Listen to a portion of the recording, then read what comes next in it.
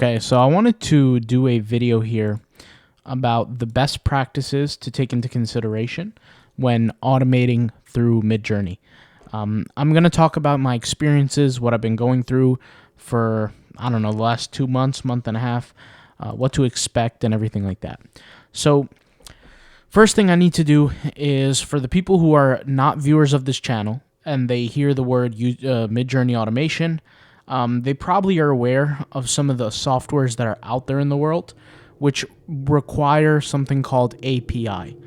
API is not created by Midjourney. It's unofficial. It's something that will get your account banned. That's not a question. That's not a theory. That is a pure fact. If you are automating on Midjourney, not in the ways that we showed you on this channel, you will get your account banned on Midjourney. And what does a ban look like on Midjourney?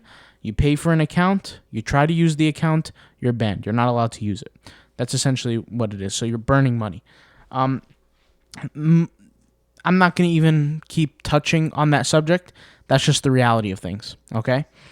As opposed to what we do, which is a completely natural form of automation. You know, it's not like what you typically use on other softwares.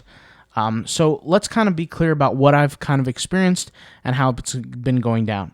If you're familiar with Aqif, he's the creator of the automation tools, and you can reach out to him through Signal, the Signal app. If you're familiar with Signal, I mean, if you're not familiar, just Google it, Signal app.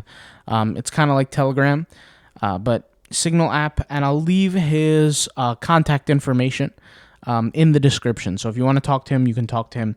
He sells the tool on a monthly basis. He also sells it as a one-time payment. As you guys know, I have used it as a one-time payment. So you have this tool here, you have this tool here, and then you have the automated download tool, which is just a tool that helps you download all your creations. When I'm using each tool, I just have some tips because I'm not going to be showing how to use it. I've already made videos on that. But I will have some tips that if you're thinking about automating or if you started and you want to get a better experience, I'll talk about that kind of stuff. So let's talk about first, how to set it up in terms of getting the best results. So when you pay for a Midjourney account, I think there's like 4 plans. I think it's like $20 or $15, which is the cheapest one, which is the one that you don't want. And then you have a $30 plan, I believe a $60 plan, and then a $120 plan. Any of the latter 3 plans are perfectly fine. The first one is a no-go. Why is the first one a no-go? Don't use it because that plan only allows you to create a certain amount of images. The rest allow you to do unlimited amount of generations on relaxed mode. So let's talk about what relaxed mode actually is. So if you hit the settings button, you have all kinds of different settings. You have the version, okay, which actually does matter, and you have relaxed, fast, and turbo. When you create using automation, you leave it on relaxed, okay? And the version ideally is 6.1. 6.1 is the fastest version currently, okay? Now, speaking of relaxed, fast, and turbo from the developer, this is what I learned. When you pay for that month that you pay on Midjourney, the very first day, don't use your relaxed, your fast hours or your turbo hours. You save all those hours to the very end of the month. Okay, for the whole entire month duration, okay, what you're going to do is you're going to leave it on relaxed and you're going to use automation. Okay, so you're going to use the tool. The tool you'll upload your text file. Your text file is going to include all the different prompts that you have. You set your timer and then you hit start. The ideal timer that I have been recommended is a maximum of 29 seconds and then anything lower. So let's say 5 to 29 or 7 to 29 or 2 to 29, etc. It just depends on how slow the creation is, which comes down to time. So if I ask it to create an image for me, depending on how, how currently, I guess you could say how much usage there is on Midjourney, it all depends on how fast it's going to go for you. So Midjourney takes 2 things into account when creating an image in terms of speed. In terms of the first thing is what time of the day is it in comparison to the amount of usage. So typically, if you're using it at let's just say a time where everybody's online and everybody's using it, you're going to have slower speeds than certain times when people are not using it. Does that make sense? That's the first thing. The second thing that takes into account is the amount of images you already created. So if you create a whole bunch of other images, typically it will be slower. The third thing it takes into account is the current speed and the status of that current speed. So if you're on relaxed, relaxed is slower than fast, and fast is slower than turbo. But once again, when you're creating using only automation, you stick to relaxed. Why? So that it can take its time, it can safely do all the actions, and you can walk away from your computer screen. That's the whole point of this, right? If we're going to be on certain softwares and selling these images online, then we want to hopefully be able to save time and not hopefully, but that's what I do. Save time, walk away from the computer, let it do its thing, right? And that way I can create much, much more generations instead of me sitting here manually typing stuff out, okay? Essentially, it's like hiring an individual to work for you. It's literally the exact same thing, okay? The next thing is creating prompt lists in a stack of 25. So how does this work?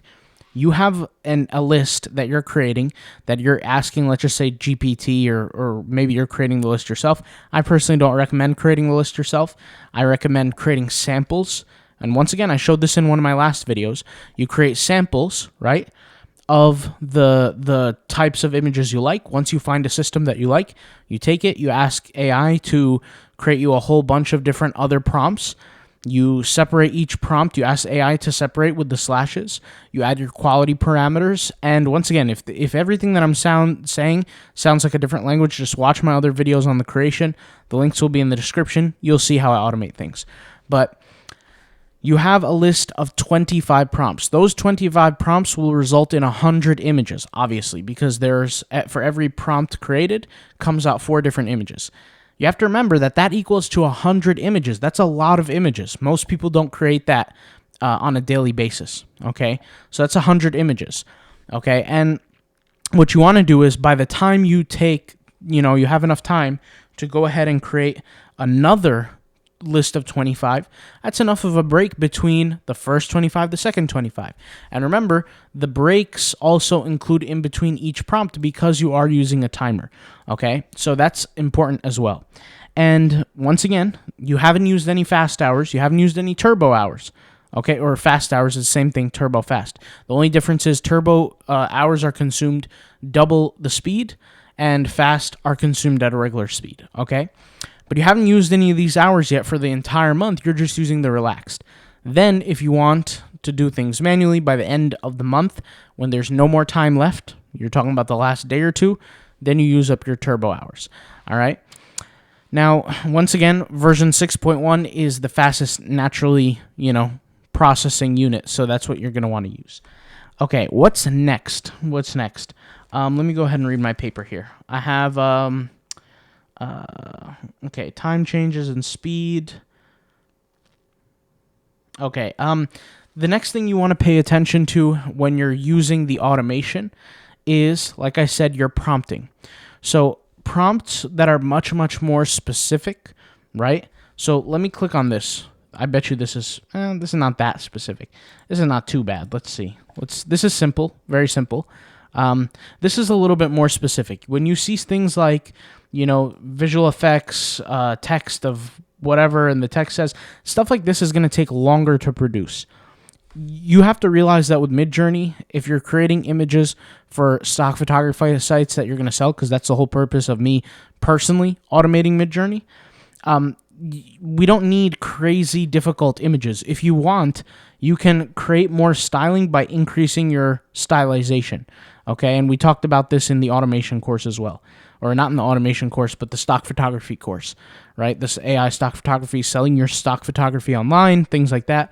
We talked about stylization. Stylization is effective because it allows you to use less prompting and let the machine handle more of that, that oddness to the image. These creative features that are being added to the image that maybe you never necessarily asked for, but it's adding and creating. So images that have more prompt detail in them, those images are going to take longer to create, okay? Now, depending on which plan you have, you can create a certain amount of images simultaneously.